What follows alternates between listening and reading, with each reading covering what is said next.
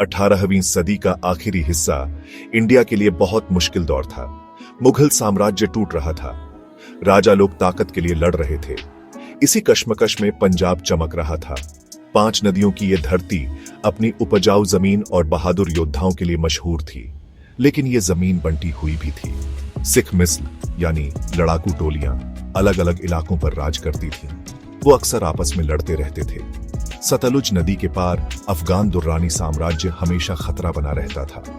किसी को नहीं पता था कि पंजाब में एक नई ताकत उभरने वाली है।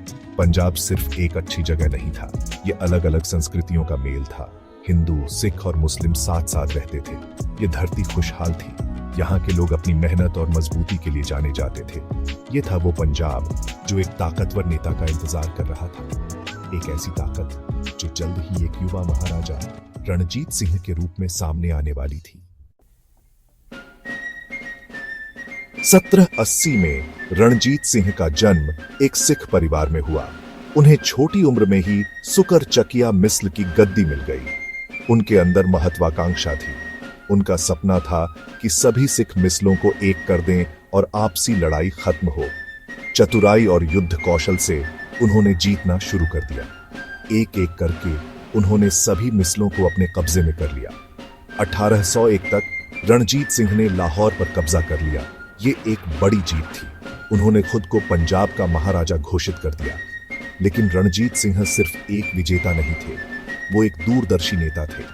उन्हें एक मजबूत सेना का महत्व पता था। उन्होंने अपनी सेना को आधुनिक बनाया, यहां तक कि यूरोपीय अफसरों को भी ट्रेनिंग के लिए रखा। वो अपनी प्रजा की एकता का भी महत्व समझते थे। रणजीत सिंह का राज पंजाब के लिए एक सुनहरा दौर था। उन्होंने सभी धर्मों को बढ़ावा दिया। उनके दरबार में सिख, हिंदू और मुस्लिम सबको ऊंचे पद मिले। उन्होंने नहरें और सड़कें बनवाई। उनके राज में उस जमीन पर शांति और खुशहाली आई जो लंबे समय से युद्धों से परेशान थी। उन्हें शेर पंजाब का खिताब मिला। पंजाब के शेर महाराजा रणजीत सिंह ने 1829 में आखिरी सांस ली। उनकी मौत के बाद एक ऐसी कमी आई जो कोई पूरा नहीं कर सका। उनके बाद आने वालों में उनकी राजनीतिक समझ और युद्ध कौशल नहीं था। कभी एकजुट रहा सिख साम्राज्य अंदर से ही टूटने लगा। दरबार में साजिशें और सत्ता के लिए लड़ाई आम हो गई। सिख सेना जो कभी ताकत की निशानी थी, अब आपसी झगड़ों में फंस गई। सेना के अंदर अलग अलग गुट सत्ता के लिए लड़ रहे थे। महत्वाकांक्षी सरदारों ने ताकत हथियाने का मौका देखा।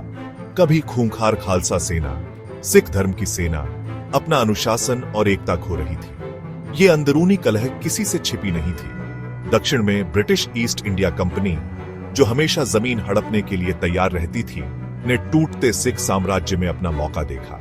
अब 2 सभ्यताओं के बीच टकराव होने वाला था। जब सिख साम्राज्य अंदरूनी कलह से जूझ रहा था, तब उसकी सरहदों पर एक नया खतरा मंडरा रहा था।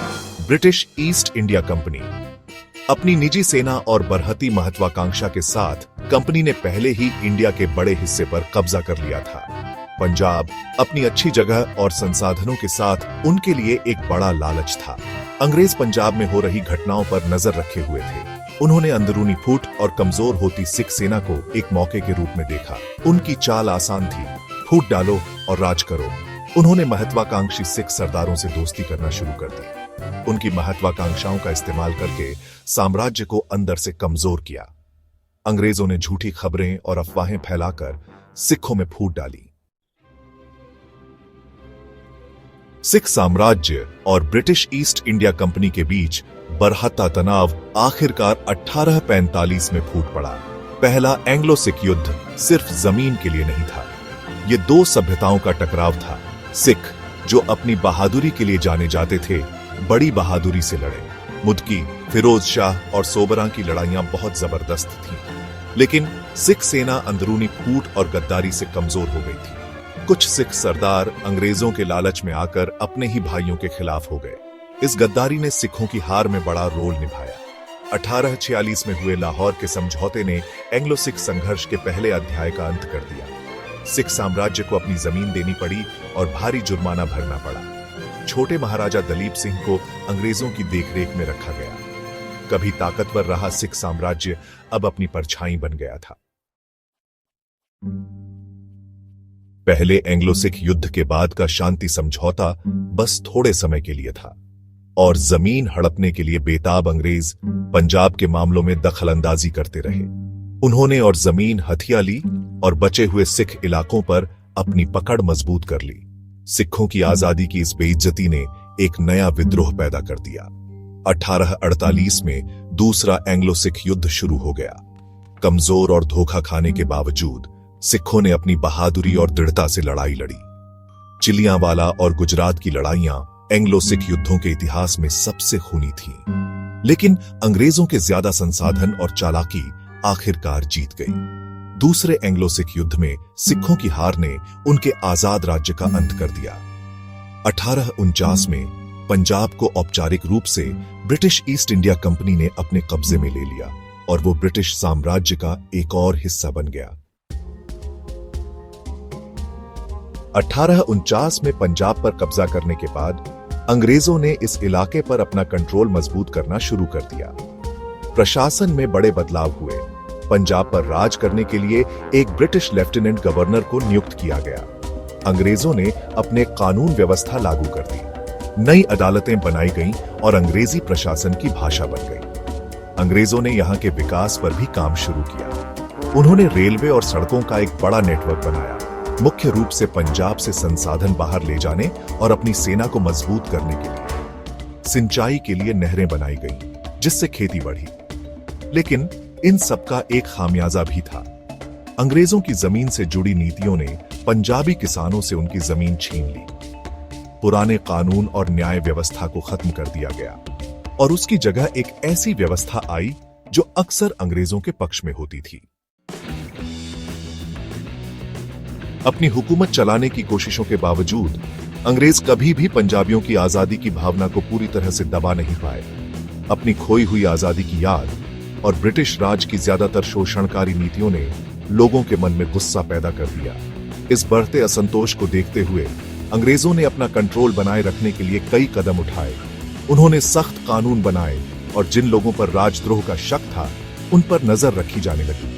अंग्रेजों ने कुछ समुदायों को दूसरों से ज्यादा फायदा देकर पंजाबी समाज में फूट डालने की भी कोशिश की, लेकिन इन चालों ने बस विरोध की आग को और भड़का दिया।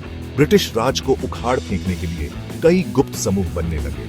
विद्रोह के बीज बो दिए गए थे और आखिरकार वो आजादी की लड़ाई में बदल गए। अंग्रेजों द्वारा पंजाब पर कब्जा भले ही सिख साम्राज्य का अंत हो, लेकिन इसने विरोध की भावना को भी जगाया जो आगे चलकर इंडिया की आजादी की लड़ाई में शामिल हुई। पंजाब क्रांतिकारी गतिविधियों का केंद्र बन गया। पंजाब के शेर महाराजा रणजीत सिंह की विरासत ने कई पीढ़ियों के पंजाबियों को अपनी आजादी के लिए लड़ने के लिए प्रेरित किया। पंजाबियों ने कई आंदोलनों में महत्वपूर्ण भूमिका निभाई, जिसमें गदर पार्टी भी शामिल थी, जिसका मकसद हथियारबंद क्रांति के जरिए ब्रिटिश राज को उखाड़ फेंकना था। भगत सिंह, ऊधम सिंह और लाला लाजपत राय पंजाब के ऐसे कई नामों में से कुछ हैं जो आजादी की लड़ाई का प्रतीक बन गए। पंजाब के लोगों के बलिदान, उनके अटूट साहस और दृढ़ संकल्प ने 1947 में ब्रिटिश राज पर इंडिया की अंतिम जीत में महत्वपूर्ण योगदान दिया। पंजाब के शेर की भावना उसके लोगों के दिलों में जीवित रही और आखिरकार एक देश की आजादी वापस दिलाने में उसकी भूमिका रही।